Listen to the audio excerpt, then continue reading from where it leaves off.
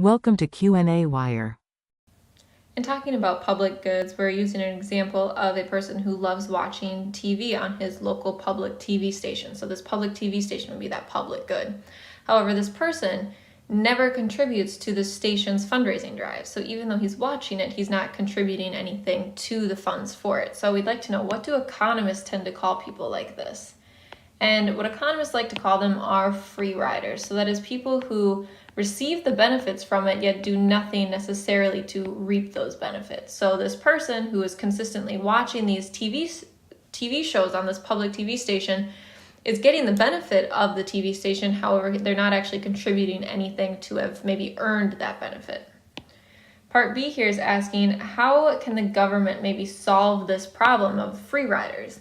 Well, what the government could potentially do is to sponsor the show and maybe pay for it using some sort of tax revenue. So the government could tax the public within this particular locality in order to be able to fund this TV station. So the government sponsors the TV station by paying for it, but the government pays for it with the tax revenue collected from the public. So in this case, this person who was a free rider would now be paying taxes that are actually going towards the TV station. So that would eliminate that problem of free riders.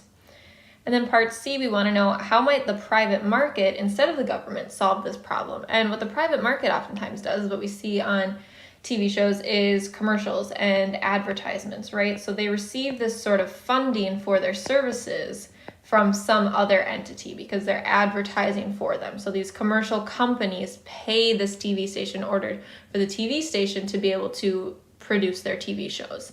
So the private market might solve it by introducing commercials.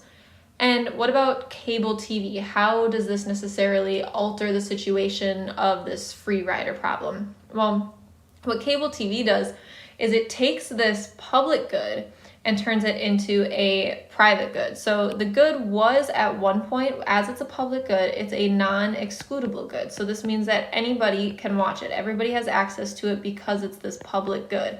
However, cable TV enters the mix, and all of a sudden we have this excludable good.